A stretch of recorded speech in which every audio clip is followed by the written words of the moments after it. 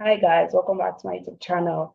If this is your first time here, my name is Ayobami Bakare and I'm currently creating content for people that want to become international students in the US of A. Firstly, we're focusing on undergraduate students, please guys, for now. So let's focus on the undergraduate students. If you're a graduate student and you're watching me and you have questions, definitely make sure to send me an email. My email is going to be in the description box and I'll try to respond. Not try, I will respond and try to help as much as possible. Now, I'll be doing a series where I'll be talking about schools are fully funded. And I noticed that at the end of the video, I didn't even mention whether the school was fully funded or not. So this school, Franklin and Marshall College, is fully funded. How do I know that? Because they're committed to meeting the full need of all students, right? Now, Franklin and Marshall, if I just say F and M, talking about Franklin and Marshall, they use need-based and merit-based to kind of meet all of your needs. So if you have an idea what I'm talking about, the previous video is going to be linked somewhere here and down below. Go and watch it so that you know how to identify schools. In case I don't end up doing a school that's on your list, or if you have a school that you're like, oh, I don't know whether the school is for different, can you do a video about it, or can I just review the school? Put it in the comment section and I'll do a video on it. Now, I really love Franklin and Marshall College. It's not sponsored, by the way. Just because of the ambience, like it looks so cool and nice. Like I have a good feeling about the school. If their website is very easy to navigate, if their website looks juicy and beautiful, do you understand? So for those of you that have watched the last video, I said that a school is going to mention that they're fully committed to meeting your needs. So they're telling you here that if you are admitted to F&M, they're going to meet 100% of your institutionally determined financial need for all your 4 years on campus. Now, this school is fully funded. And now they're saying that they're going to mix merit-based and need-based funding. So this is what I was saying, that you can get 30,000 merit-based and the remaining 20,000 to cover your need-based. Scholarships now. So always read, even though a school says, oh, we're going to be the full need, blah, blah, blah, blah, blah, just make sure that if they say it's only need-based, then there's no need reading anything about scholarships, except you want to consider competitive scholarships available in that school, but always read up about the scholarship from the school's website. I think by now we should know how to know a school's legit website. It's going to end in .edu, and whatever the nickname of the school is, or whatever the name of the school is, so H factor, Jesus Christ. Anyways, so the merit scholarship available at Franklin and Marshall is up to $35,000, and they're selected, so you don't have to fight for it. You are basically selected for it. There's no additional application, and it is renewable for up to 8 years. That's something that you need to keep in mind. Certain scholarships are not renewable. That means if you get it in your first year as a freshman, you might not get it in your second year. Not even you might not get it. You have to reapply for it. It's not renewable.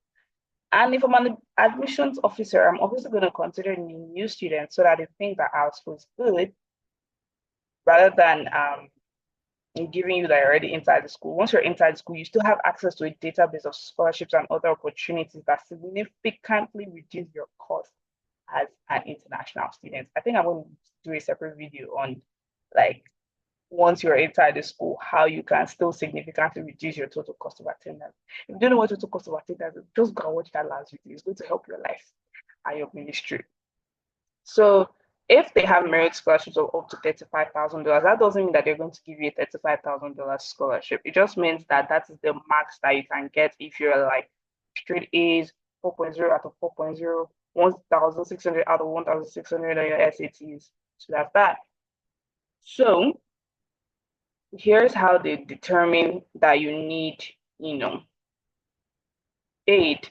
So they use the FAFSA and the CSS profile. So that's how you know the document that each school is going to ask you for.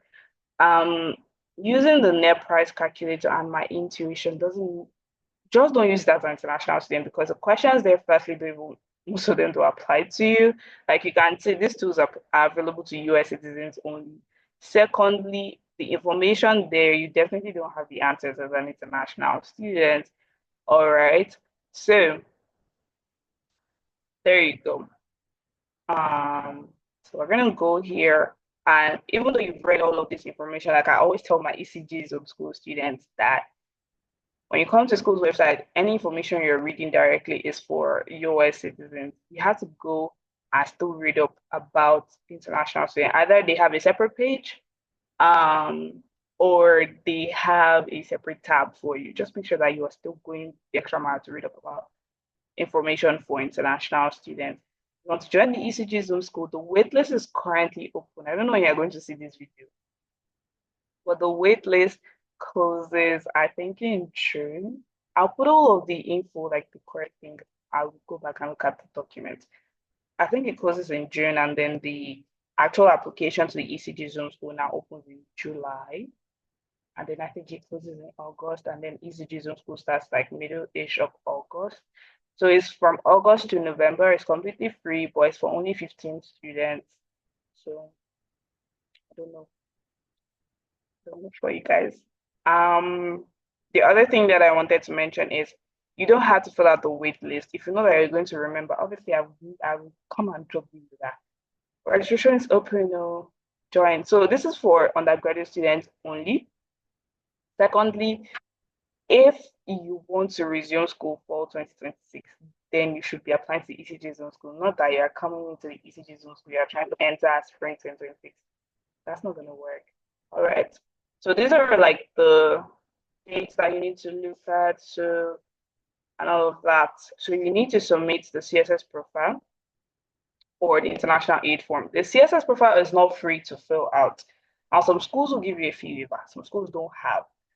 And automatically, that school should not be on your list. I feel like we should talk about like reasons why certain schools should just not be on your list. Like you have no business adding like doing the essay and now be like, oh my gosh, why did I do it? I think I want to do that's 2 videos now. Like, so the first video is going to be like for people that are already in school, in college, how to significantly reduce cost.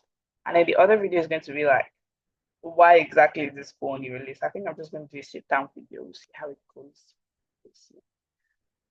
So this is renewable, so you're not required to file a new CSS profile every year, but you do need to communicate with them if there are changes or anything that's occurred on all of that. So keep in mind that if you submit your common app without submitting the CSS profile and you are accepted to that school, you can't be considered, you cannot submit it again till you graduate from that school. Okay. So make sure that all of your documents are complete. They're going to ask you for, so you either do the CSS profile or the international aid form. The international aid form is going to have the same questions on the ISFA, if not even less. So just go and watch my video on how to fill out the ISFA. I will link it again for you guys. You see, it's good. That's by the way. So here's the deadline that you need to follow. So some of the things that they're going to ask you for would be credit tax returns. You know, if your parents don't file taxes, obviously as an international student, send an email, please. By now, you should not have to send an email. Let me know if you want to see an email format, or you know what? Don't even let me know. I'll drop it for you guys. The description box already looking huge, guys. I will drop it. I think I'll put it on the document and drop the link there so you guys can access it. Okay.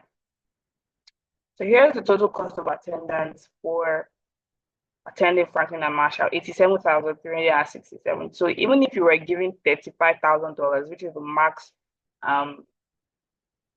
merit-based scholarship that you can get, that still doesn't cover your tuition. Okay, so keep that in mind. This is like every single thing, including health insurance. I don't really get insurances here. Looks like health insurance is not here, but it's 87,000. So if you don't see health insurance, just add like plus 3K, so 90,000. Okay, so I think that brings us to the end of this video. You had to submit your common app, you have to submit your CSS profile or the international aid form. If you're using the CSS profile, then there's the possibility that they're going to ask you to submit these forms to the IDOC. You only need the IDOC if the school asks for it. Okay. You would definitely see an email telling you to like upload your documents via the IDOC. So don't go and send it via email if they didn't ask you. But if you submitted the international aid form, obviously you need to send your supporting documents via email or upload it on your portal. Different schools have different ways they want you to submit your financial aid supporting documents. So please follow instructions or send an email to them. Now, the email, the people that you're sending email to as regards your financial aid, it's not, how do I say?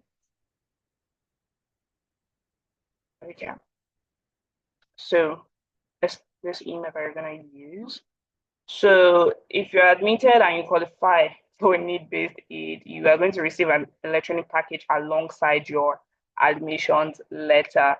For some schools, you get your admissions letter, then 2 weeks later, you get your financial aid package. Everybody's just running things the way they want, not the way they want, but obviously every school has the way they run things. So read information. When things are clear, send an email to the school. Don't be scared to email them, guys. Send an email to the school. So that was made to the end of this video for Franklin and Marshall College. Guys, send me schools that you want me to review so that I can actually help you guys. These are schools on my list. I still have other schools on my list that we're going to be reviewing together, but if there's anyone you want me to review with you, definitely make sure to let me know. All right. So I'll see you guys in my next video. And yeah, bye guys.